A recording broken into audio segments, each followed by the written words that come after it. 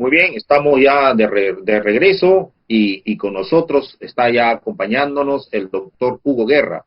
Él es catedrático, ¿no? Reconocido periodista, periodista y también abogado, ¿no? Él es doctor en educación, premio Rey de España en los años 80, gran polemista y sobre todo crítico de todos los gobiernos, siempre con una mirada muy interesante, muy aguda, y creo que su palabra, su opinión es fundamental, sobre todo hoy en estos tiempos tan difíciles que estamos viviendo.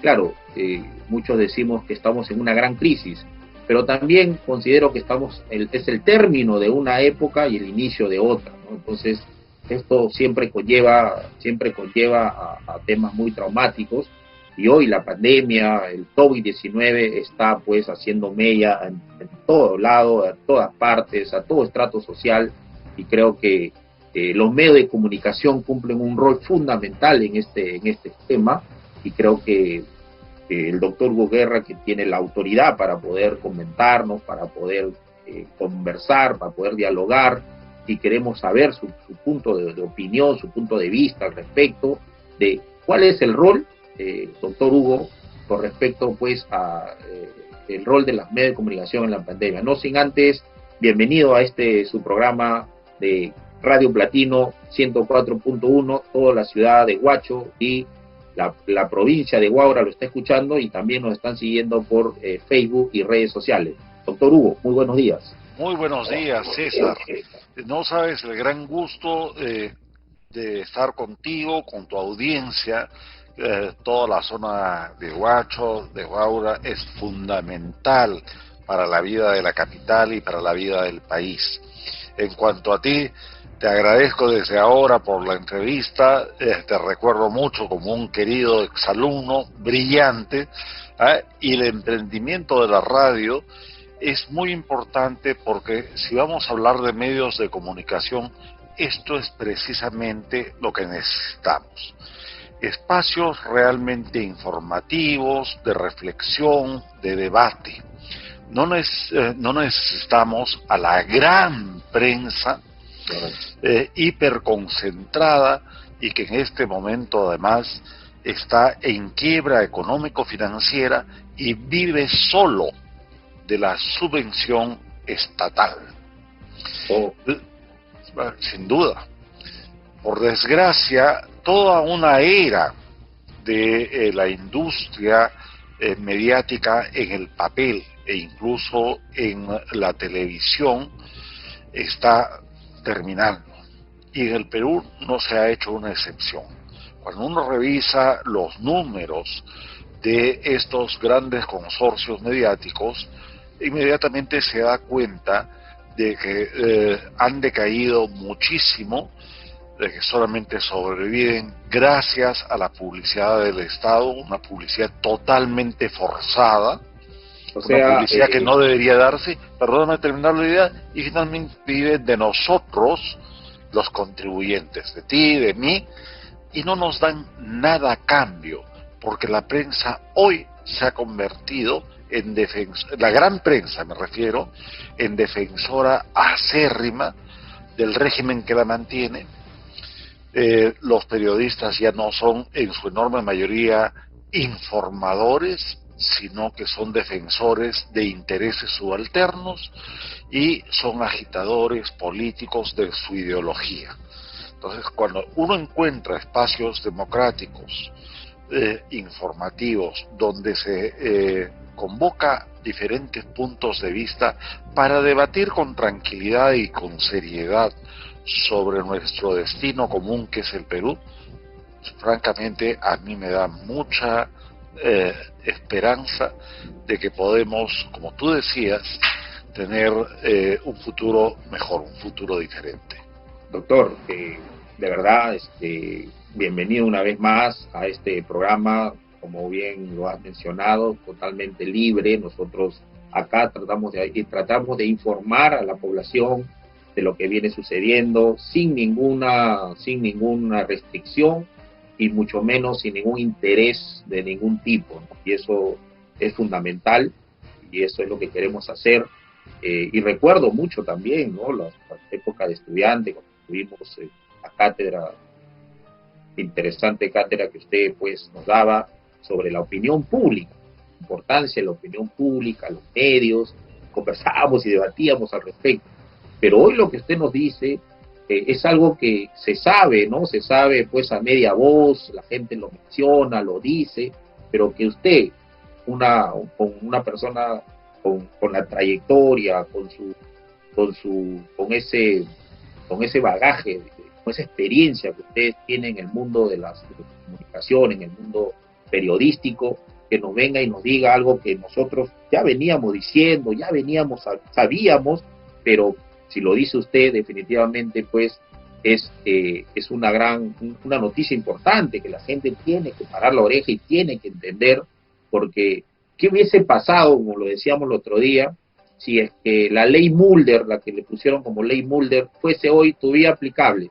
Prácticamente no tendríamos ningún medio de comunicación vivo aún todavía de pie, doctor Hugo.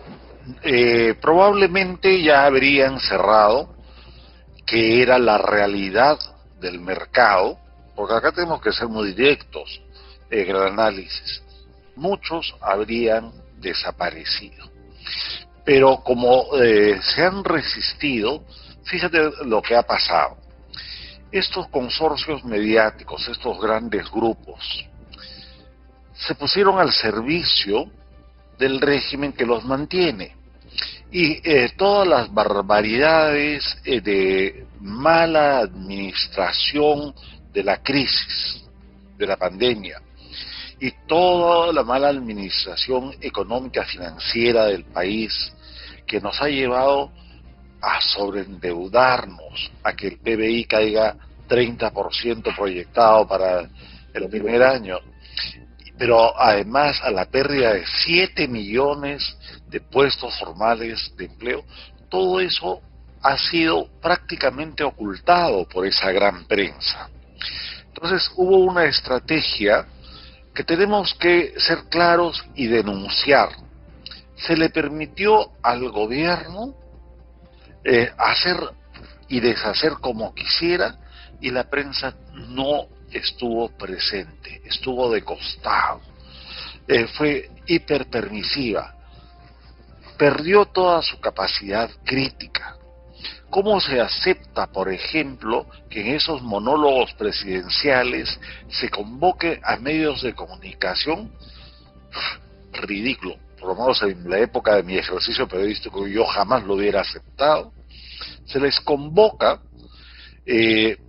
por un disque sorteo y se les convoca con la pregunta previa. Entonces, la falta de opinión crítica, la falta de transparencia, ¿qué ha hecho?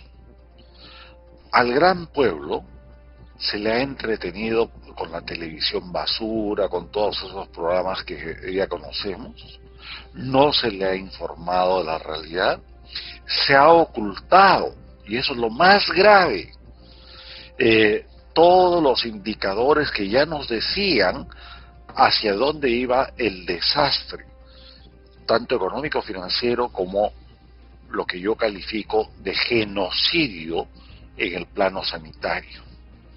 Entonces, el público no ha tenido capacidad, primero, de leer, segundo, de ver en la televisión abierta, tampoco de escuchar la realidad en las principales emisoras de radio. Siempre han quedado algunos pequeños reductos, un periódico chico, una emisora independiente. Eso lo hablo en relación a Lima, porque Lima concentra en este momento el 87-90% de la riqueza nacional. Pero otro tanto ha ido ocurriendo en los medios de comunicación regionales y de provincias, porque ahí también tenemos que ser claros. Pocos espacios como este, no es que yo lo desconociera de antes, porque yo trato de hacer el seguimiento de los medios de comunicación. Pero ustedes sí han hecho un esfuerzo de independencia. No es lo que ocurre con muchos otros medios radiales, en particular en las regiones donde también se han vendido. Sí, efectivamente, doctor. Y mire, todo esto que si la prensa ha ocultado toda esta información, ¿cuál va a ser el impacto de manera inmediata para la población, para la toma de decisiones, para la gestión de los recursos? O sea, ¿cuál es el impacto inmediato cuando la opinión pública no se da? O sea, no tenemos opinión pública ahorita, prácticamente. O sea, no existe una crítica constructiva con respecto a las decisiones que viene tomando el gobierno central y lo que viene haciendo, y las decisiones que vienen haciendo el gobierno local, regional, nacional. O sea, ¿cuál es el impacto ahí, doctor? Porque de verdad, por lo que le escucho y por lo que sabemos también, es crítico, es grave, ¿no? Todo esto. Por favor, doctor, ilustren al respecto. Gracias, César. Acá se jugó con el concurso de asesores como este argentino peronista que ya se fue, Aguiar, Max Aguiar, a convertir al señor Vizcarra. Yo no lo llamo presidente porque es un golpista. El señor Vizcarra lo pusieron como una especie de líder indiscutible, que era el que supuestamente nos iba a guiar de una manera positiva para salir de la pandemia. Por eso sus monólogos larguísimos. Eso tiene una explicación, eso no es gratuito. Esa es una técnica de manipulación informativa. Es lo que siempre hemos dicho, esos son los auténticos psicosociales. Y tú recordarás por mis clases que una de mis especialidades son las operaciones psicológicas de la comunicación masiva. Y esto es lo que ha pasado. Entonces, durante muchos meses, 5 meses, la nación, el pueblo desesperado, ha querido ver en los mensajes propagandísticos disfrazados de información que sí teníamos a alguien que nos encaminaba. Porque es natural, en la desesperación se busca al líder. Claro, así es. ¿Es cierto? Y para eso han servido los consorcios mediáticos, para manipularnos, para muñequearnos. Pero la conciencia crítica finalmente prevalece. Y entonces, ahora que ya tenemos los indicadores, somos por encima de Bélgica, que era el país que tenía más muertos por millón en el mundo, per cápita, peores, ¿no? per cápita. Sí. Teníamos sobre cada millón a Bélgica, que estaba encabezando el ranking, por llamarlo de esta manera, con aproximadamente 605 muertos. Por cada millón de personas morían 605 por COVID. ¿Sabes cuántos están muriendo en el Perú por cada millón? Según cifras oficiales, ¿ah? ¿750? 909. Wow. ¿Ya? Y entonces cuando el público, la opinión pública empieza a enterarse de esto, que gracias a las redes sociales ya es inocultable. Cuando empieza a enterarse que no son los 25.000 o 30.000 muertos que dice, sino que estamos pasando los 71.000 muertos. Sí. Y cuando, como estos días, se va descubriendo, por ejemplo, en la interpelación a la ministra de Economía y Finanzas, que ella misma reconoce, no, pues, es que también cometimos errores. Oiga, y su padre, que tenía conflicto de intereses, ¿por qué fue contratado por el Estado? Y así vamos descubriendo que nos hemos sobreendeudado, que tus hijos van a pagar, porque tú, incluso yo que soy mayor, no vamos a pagar la deuda externa. Entonces, la nación dice, a ver, ¿en qué nos ha ayudado este supuesto líder? Pues en nada. Nos ha devuelto a la pobreza en medio de una corrupción terrible, con total desprecio. Y para eso se ha prestado la prensa. Y el pueblo ahora está reaccionando, porque nos llevaron a decir, no pues, la culpa por la expansión de la pandemia no es del gobierno, el gobierno lo está haciendo todo bien, algunos, es la gente. Oiga, César, y tú dime, yo he vivido en la pobreza y la miseria durante mi infancia y sé lo que es no tener para comer o no tener la posibilidad de pagar tu agua, tu luz o tu colegio. Así es. Yo tengo que trabajar desde los 12 años y por eso de alguna manera conozco lo que es la base popular, ¿cierto?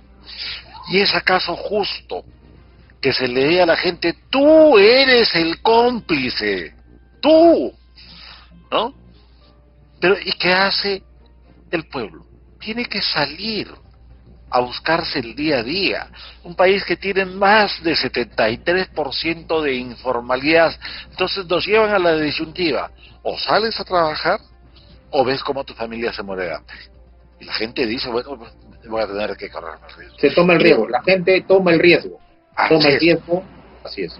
Eso no significa que la gente siempre actúe bien, porque evidentemente hay pequeños grupos, claro, que no son los más significativos, que son los contestatarios, los desordenados, y estos jóvenes que a veces pues reaccionan de una manera extrema. Pero el peruano promedio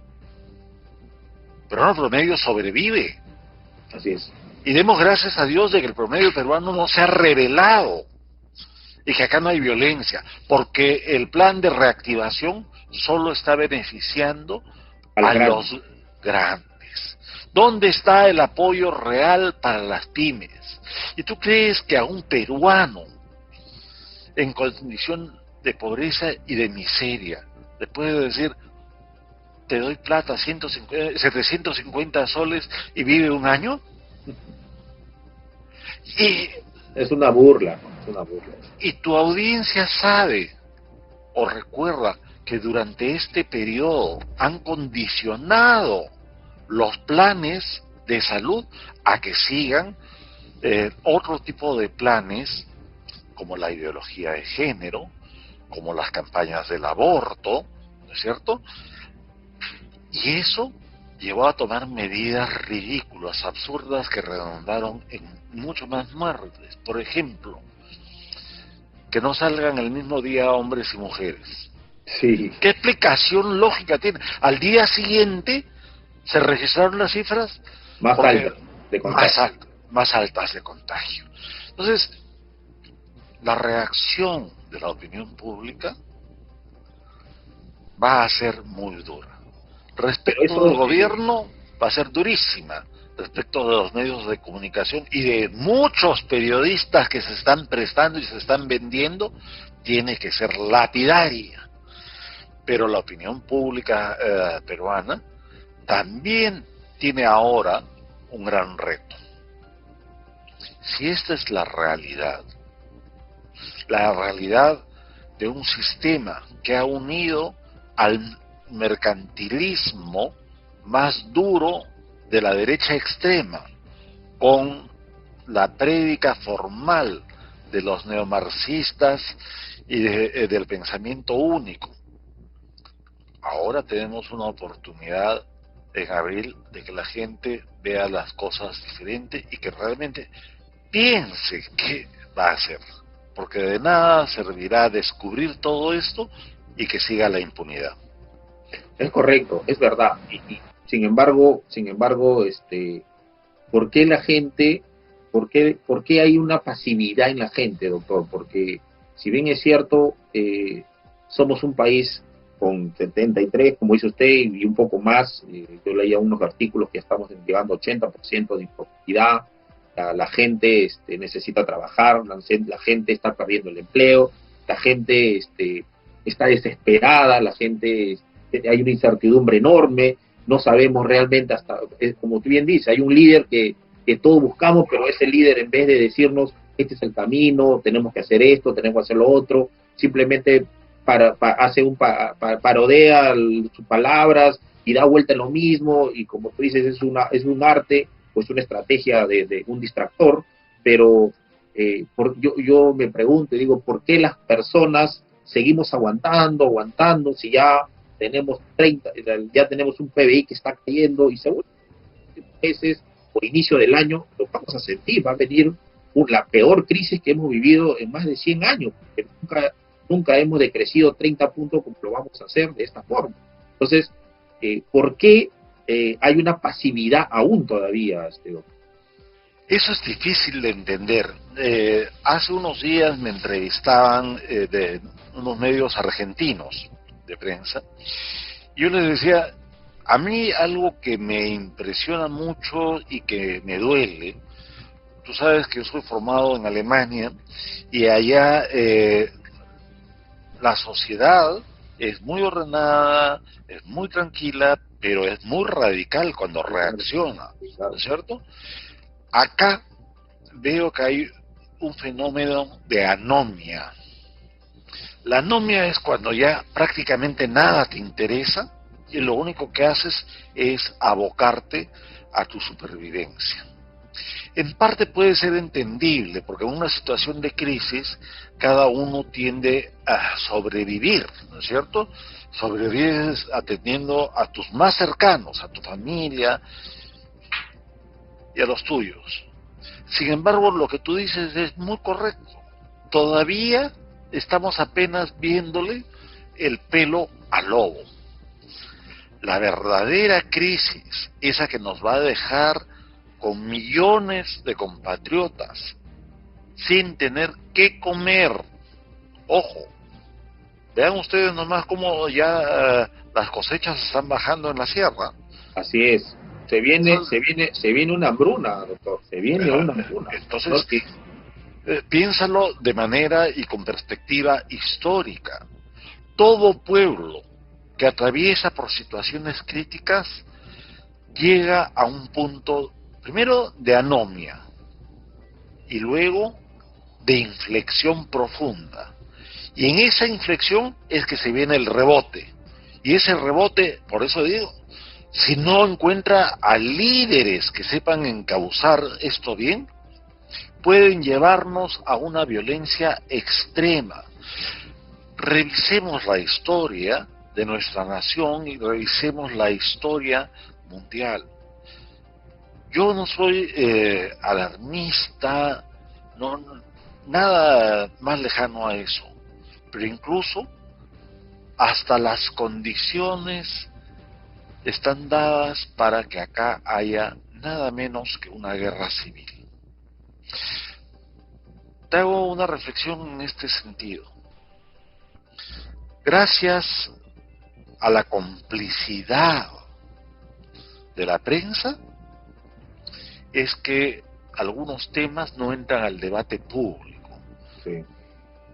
Este asunto del acuerdo de Escazú, que nos quitaría la soberanía sobre más del 70% de nuestro territorio, estamos a punto de perderlo. ¿Por qué no ha provocado? O sea, no ha habido un debate público al respecto. Ya está firmado. Ya está firmado. Lo único que falta es la ratificación por el Congreso y es nuestra última esperanza.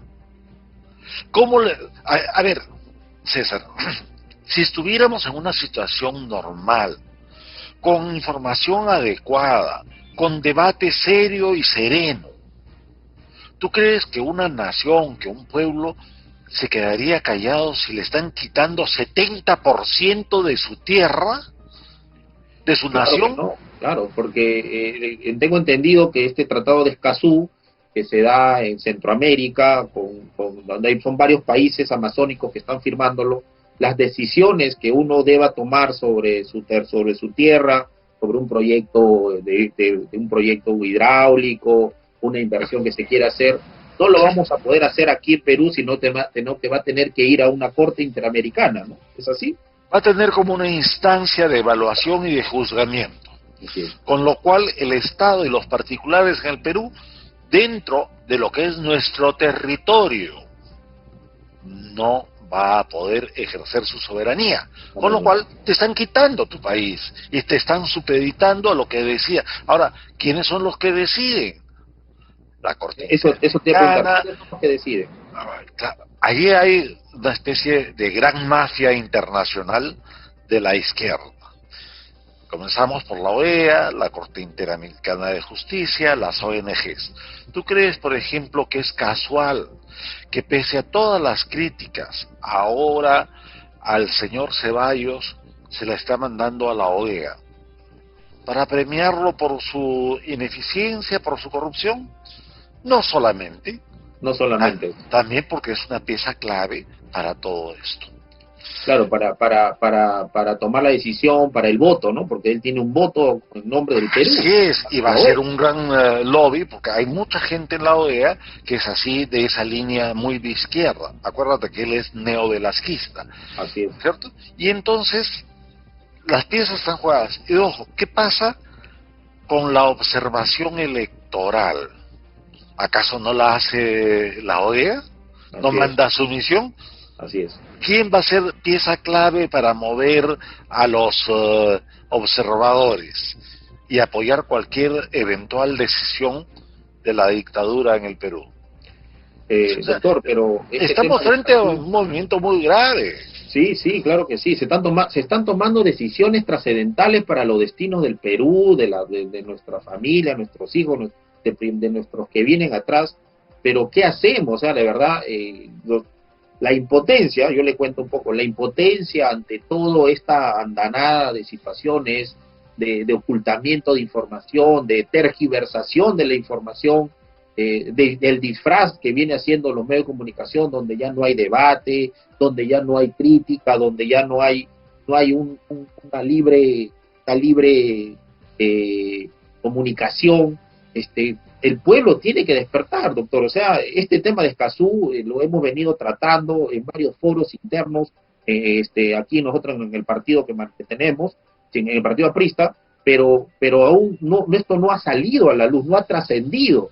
La gente le pregunta Escazú y creo que te estás hablando en chino, ¿no? O sea, la gente desconoce totalmente el tratado de Escazú, ¿no? Entonces, y que ya esté firmado y que solo estemos esperando la ratificación, entonces hoy tenemos que presionar a nuestros congresistas. Entonces, desde acá yo quiero hacer un llamado a los congresistas de Lima provincia, ¿no? Porque tenemos 4 congresistas y tenemos que nosotros pedirle cuentas, que nos rindan cuentas al respecto, porque este tema de Escazú es gravísimo, es totalmente gravísimo. Yo me di el tiempo el otro día de leer todo el documento y realmente cada página, yo no sé si lo habrán leído, pero cada página es lesivo para nosotros como país, porque en el mundo amazónico, doctor, nosotros casi tenemos el 60 o 70% del mundo amazónico. Así es. Entonces, nosotros somos los grandes perjudicados. Pero, a ver, tú preguntas qué hacer. Ya, tenemos este gran tema. Yo soy, en el caso del Perú, yo me formé en la Católica, pero soy esencialmente sanmarquino. Y junto con amigos y compañeros apristas, y yo no soy aprista, hubiera sido un honor pertenecer a la APRA. Yo nunca fui inscrito en ningún partido, pero sí salíamos y dábamos la pelea contra la dictadura. Sí salíamos y hacíamos un paro nacional. La gente reaccionaba. ¿Por qué no lo hacemos ahora?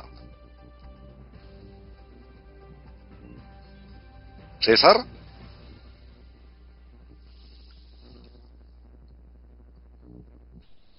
¿César?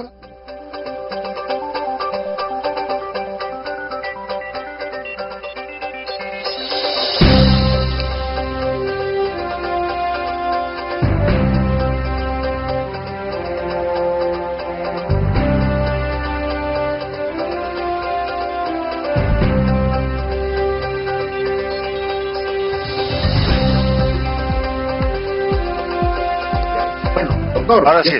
De vuelta. Sí, hubo un tema técnico acá con el internet. No, no te preocupes. Solamente te decía, mira, yo en el caso del Perú soy formado en la Universidad Católica y en la Universidad de San Marcos, pero soy esencialmente sanmarquino, y junto con amigos y compañeros de tu partido, del APRA, desde muchachos frente a la dictadura militar salíamos y hacíamos grandes manifestaciones y paralizábamos el país. así devolvimos el Perú a la democracia. Ahora si nos quitan 65-70% de nuestro territorio, todo el país no debería frenar y ponerse en seco y decir, esto no pasa. Así es. Pero es por eso, y es por eso que ha habido toda una estrategia atrás que se ha venido dando a través de los años, porque demoler a los partidos políticos ha sido uno de sus grandes objetivos. Así es, ha sido uno de los grandes objetivos. O sea, nosotros, por ejemplo, y no digo solo por el APRA, porque realmente en una democracia necesitamos de todos los partidos políticos, todos. Todos deberían estar fuertes, deberían estar haciendo su trabajo, y el debate para nosotros es una cosa sana, doctor. Pero hay dos partidos que han sido el objetivo principal, el APRA, tanto que llevaron al destino heroico que adoptó mi querido amigo Alan García.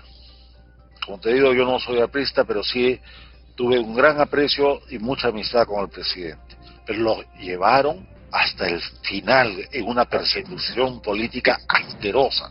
Como también han llevado a una persecución política a una persona que no es necesariamente como su padre, que es la señora Keiko Fujimori, a quien le robaron las elecciones el año 2016. Sí, es verdad. O sea, yo tampoco soy fujimorista, pero realmente lo que hace a Keiko ya da náusea. O sea, una persona que no ha manejado ningún presupuesto público, que no ha sido autoridad, pero sin embargo la persiguen más que a esta señora Susana Villarán, que sabemos que ha coartado, que ha robado, que ha sido corrupta, pero vemos pues que cómo la prensa se ensaña, ¿no? Y la justicia se ensaña con esta... Fíjate, simplemente para que nuestros amigos que nos escuchan y nos ven lo recuerden. En el caso del presidente García, la persecución política por lo menos viene desde la época de Toledo. Sí. El presidente García se pasó durante 3 décadas demostrando y asistiendo a todas las diligencias fiscales y judiciales. Sí. Y el día que tomó la decisión que tomó, le habían hecho una trampa precisamente mediática. El caso de la señora Fujimori, y acá todo peruano debe tratar de ser imparcial, más allá de lo que nos gusta o no nos gusta. La señora Fujimori, yo no soy partidario de ella para nada, pero sin embargo, ¿qué era lo correcto? Está bien que la procesen, pero con garantías judiciales. Claro. No meterla primero a la cárcel y después hacer una acusación que hasta el día de hoy no se da. No se da, sí. Y quieren volver a meterla a la cárcel. Y mientras tanto, tú has recordado a Susana Villarán. A ella fue imposible taparla. Pero ¿qué está pasando?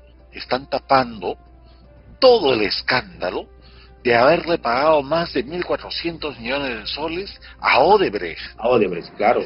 Además, para haberle supuestamente canjeado ese pago por codinomes, que eran los nombres de los funcionarios y de toda la cadena de la corrupción. No te han dado uno solo. No. Y encima, a Odebrecht la han vuelto a contratar, a la empresa igualmente corrupta y cómplice de todo eso, Graña Montero, la han vuelto a contratar. Entonces, ¿qué cosas están haciendo? Y la infamia... sacan una ley con su nombre para que pueda contratar específicamente Odebrecht. Sí, y fíjate, César, estos días, a mí no me gusta hablar del caso de otros periodistas porque no se debe atacar así a quienes de alguna manera están por lo menos en el oficio, pero acaba de hacerse una denuncia terrible respecto de la señora Paola Ugaz en el diario Expreso, sí, donde se demuestra, ¿no?, toda una red aparentemente de lavado de activos en favor de Susana Villarán. Así es. Lo publica Expreso, no lo publica ningún otro medio. O sea, ahí sí, te metes con la magia, ¡brum! ¿No es cierto? Cortina de humo y tu caso no existe. Así es. Pero un poquito cerrando esta reflexión, César, la maldad, la perversión con la que se está trabajando en el plano político. Cualquiera de nosotros puede tener una ideología política, puede pertenecer o no a un partido, o puede detestar inclusive. Sí, claro. Todo el sistema. Y es totalmente válido. Dentro de la democracia, todo. Lo único, el terrorismo, que jamás pactaremos, ni aceptaremos, ni olvidaremos, ni perdonaremos. Pero todo aquel que es demócrata tiene que aceptar las diferencias. Pero no podemos quedarnos callados ante la perversidad de la destrucción de los valores esenciales de nuestra patria. No puede ser posible que con nuestro propio dinero nos acaben de lanzar una campaña poniéndonos a nosotros como sociedad, como peruanos, como cómplices de la pandemia. Y diciéndole a nuestros hijos y a nuestros nietos en particular, si tú vas a visitar a tu abuelo, piensa en las palabras que le vas a poner en su tumba, en su sepulcro. O sea, se le está diciendo al niño, tú no puedes ver a tu familia porque lo matas. Y al día siguiente ha salido la ministra de Salud, a quien yo tenía en mejor consideración, la señora Pilar Macetti, y nos da un mensaje extraño. Sí, medio cantinflesco, ¿no? Sí, resulta que ahora ya las mascarillas no son tan necesarias. Resulta que los asintomáticos no te contagian. Por lo santo, ¿qué tipo de mensajes cruzados? Y reaparece este personaje, voy a utilizar el adjetivo más prudente, este personaje pintoresco de Farid ¿cómo se llama? Matuk. Sí. Que estuvo como parte.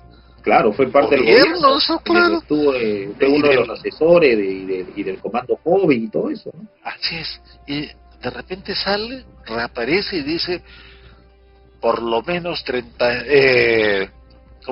12 millones de peruanos ya están contagiados. ¿Es perverso o no?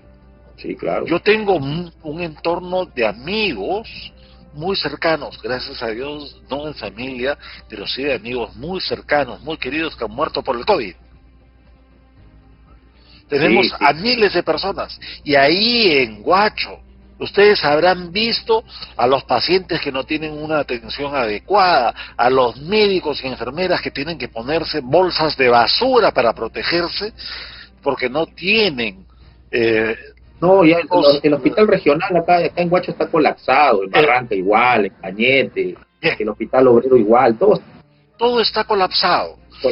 Y encima que a nosotros nos pongan como cómplices, ojo, o sea que es de una forma deliberada, y que además nos den estos mensajes cruzados para destruir el amor dentro de nuestras familias, que nos den estos mensajes de desesperación. No, pues claro. Y es perverso, doctor, porque hace una semana estuvimos conversando con Victoria La Cruz y hablábamos sobre la salud mental, ¿no? La importancia que tiene la salud mental y sobre todo hoy en la pandemia, ¿no? Donde ya sabemos también que el tema emocional tiene un papel importante en el tema del tema inmunológico de nuestro cuerpo humano. Entonces, que una persona que está infectada de COVID vaya a un aislamiento, entre a un hospital y que no tenga acceso ni verse con su familia y que esté prácticamente apestado, eso hace de que tu sistema inmunológico te vaya al piso y te mueras. Es por eso, y es la razón por qué las personas que van al hospital terminan muriendo, ¿no? De 10 se mueren 6, se mueren 7. En cambio, si te quedas en tu casa, como que la libras y tranquilamente pasas el proceso, ¿no? Claro, hay niveles, hay momentos para ir al hospital, todo, ¿no? Hay etapas de COVID, pues, ¿no? Sí. Pero en este momento, fíjate, si ya empezamos a sumar, por un lado, la ineficiencia, por otro lado, la crisis económica que nos va a llevar a una situación extrema. Por otro lado, nos quitan el territorio nacional. Por otro lado, se vienen unas elecciones que pueden tener mucha maña. Y encima... Doctor, para su dato, ya se ha oficializado que las elecciones van a ser por internet y por correo electrónico. Eso implica que toda persona tiene que tener un correo electrónico. Y yo pregunto, ¿todas las personas en el Perú tenemos correo electrónico? Y peor todavía, ya sabemos que en 2016 robaron las elecciones porque vino una asesora venezolana para manejar la votación electrónica. Pero te decía, si vamos sumando todo esto y encima ustedes, los ciudadanos, nosotros, los peruanos, los que simplemente somos profesionales o trabajadores, nos damos cuenta que ya ahora nos quieren alterar hasta nuestra familia. Nos están robando la identidad. Así es. Nos están robando el núcleo más sagrado. Con mis hijos no te metas, ¿no es cierto? Y lo manipulan descaradamente. ¿Qué puede pasar? Yo siempre, y lo recordarás porque en clase decía, en el Perú somos como el diablo en botella. Ajá. Si se le agita un poco esta botella, se va a salir el diablo va a botar el corcho.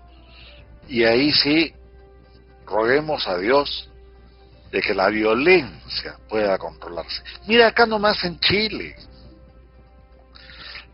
¿Qué hay detrás de toda esta laraca francamente manipulada por las expresiones que no fueron afortunadas, pero tampoco fueron graves, de la señora Marta Chávez en relación a los rasgos andinos de Vicente Ceballos? Yo no soy racista, yo soy jaujino a mucha honra. Bueno, acá en el Perú, el que no tiene de Inga, tiene de Mandinga, ¿no? Así es, pero no fueron expresiones propiamente racistas. Quienes vivimos en el debate público, quienes viven en la política, a veces dicen cosas desafortunadas. Claro. Pero yo te pregunto, ¿acaso no una base de Antifa, este movimiento terrorista que ahora en Estados Unidos, a propósito de Black Lives Matter, es decir, que empezaron sus protestas aparentemente antirracistas por la muerte de un ciudadano negro a manos de la policía? Sí, claro, todo lo que hubo, ¿no? Sí, pero a partir de ahí hay, hoy día, tú caminas por una calle de alguna ciudad del interior de Estados Unidos y discrepa con ellos. Vienen, te pegan y hasta te matan, ¿cierto? ¿Tú no crees que en el Perú también están tratando algunos de encender la chispa? ¿Mm? Sí, claro. Acá, por eso digo, somos el diablo en botella, o si quieres verlo de otra manera, ya la gasolina está regada. Basta que alguien prenda el fósforo. De ahí la urgencia, la necesidad también de que los medios de comunicación, quienes hacen prensa responsable, como es tu caso, y como el caso de varias personas, ya sea profesionales o de oficio, que tratan honestamente de informar al país. Nosotros tenemos que contribuir a apaciguarnos, a tranquilizarnos y a encontrar salidas. Peor en estos momentos. Tú sabes que yo no soy cristiano, yo soy de origen judío. Sin embargo, ¿cómo es posible? Ya en todo el mundo está claro, está entendido, por lo mismo que tú explicabas desde la psicología, que las personas que atraviesan por una crisis o una enfermedad necesitan también la tranquilidad espiritual, y eso se lo dan sus iglesias. Pero resulta ahora que puedes ir a una cafetería, ¿no? Resulta que ya puedes participar en una serie de actividades, pero no puedes entrar a tu iglesia. No puedes ir a la iglesia. Sí. Por supuesto, ustedes los católicos tienen una jerarquía que creo no está a la altura de las necesidades espirituales de su pueblo. No se ha pronunciado tampoco, no ha dicho nada la Iglesia Católica. Ese silencio también puede ser cómplice. Claro, a mí me preocupa, por no decir que es cómplice también, ¿no? Claro. Yo no me puedo meter mucho en una iglesia que no es la mía, pero lo que sí, digo, te van cerrando las puertas, pues. O sea, te están quitando el pan de la boca, no te dejan trabajar, te vuelven cómplice, así dicen, porque sales a ganarte la vida, ¿no? Contradictoriamente te asustan, atentan contra tu familia y encima ni siquiera el consuelo espiritual. Y si ahora te reúnes con tu familia, de repente para compartir un rato, la policía puede entrar a tu casa y te lleva del cuello, te lleva a la comisaría. Y no solamente eso, sino que cómo se sienten sobre todo los chicos, los menores. ¿Cómo se puede sentir un abuelo, una abuela, un padre, una madre con sentimiento de culpa? Claro. Nos están destruyendo, César, nos están destruyendo como nación, como identidad, como principios, como valores. Y un pueblo sin valores simplemente no es nada. Quieren destruir el Perú, quieren destruir el país. Y eso no es casual. Eso no es casual. Yo te invito a toda tu audiencia a que lean los últimos acuerdos del Foro de Sao Paulo, el foro regional de los partidos de izquierda, que tiene presencia de representantes peruanos, y te vas a dar cuenta de cuál es la estrategia que tienen prevista: ir destruyendo concepto de patria, concepto de familia, concepto de democracia, exterminio total de los partidos políticos, pensamiento único. Es decir, hay todo un montaje que lo están aplicando acá. Y es esta izquierda global, ¿no? Es una izquierda que acá la denominamos los caviares, ¿no? Ni siquiera atrás de todo esto. Yo, acorde a lo que nos planteó Carla García, la hija del presidente, creo que más correcto ahora es ya no hablar de caviares, sino izquierda parásita, ¿no? Sí. Pero más allá de las etiquetas, hay un movimiento globalista detrás del cual hay muchos intereses, desde Naciones Unidas hasta el señor Soros, el señor Bill Gates, para controlar a las sociedades en el mundo contemporáneo. Ese es un tema, por supuesto, mucho más largo, más complejo de explicar, pero el Perú es víctima. Sí, esto, doctor, ya lo han intentado en otro momento, ya lo han tratado, lo han querido hacer, pero normalmente no llega a buen puerto, ¿no? La gente finalmente se termina dando cuenta porque no pueden controlar todas las variables. Hay medios de comunicación como la nuestra, Radio Platino y muchos otros, ¿no? Si tú realmente, si caminamos por el interior del país, vamos a encontrar mucha prensa libre que viene difundiendo, que viene informando, y esta mala intención de querer destruirnos ya ha sido antes también han querido hacerlo.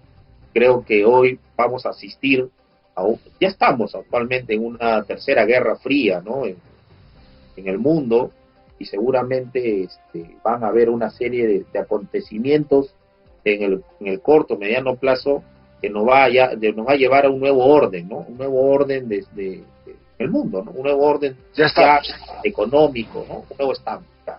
Correcto. Es correcto, y es correcto que también la verdadera resistencia la representan ustedes, como la representamos en el mundo académico, que tenemos la posibilidad de ver las cosas sin apasionamiento y sin partidarismo. A los académicos nos corresponde eso, ¿no es cierto? Sin embargo, así como ya en anteriores oportunidades lo han intentado, lo intentó el imperialismo, antes el colonialismo, así es. Hay que revisar la historia porque siguen avanzando, son como oleadas y cada vez avanzan más. Y entonces esa resistencia nuestra, la de ustedes, sobre todo como medios, la nuestra, la académica, y de los ciudadanos que tienen valores morales y principios fundamentales, es cada vez más importante, hay que alentarla, hay riesgos que hay que correrse. Muy pronto, si las cosas no cambian, incluso hablar libremente va a ser un riesgo.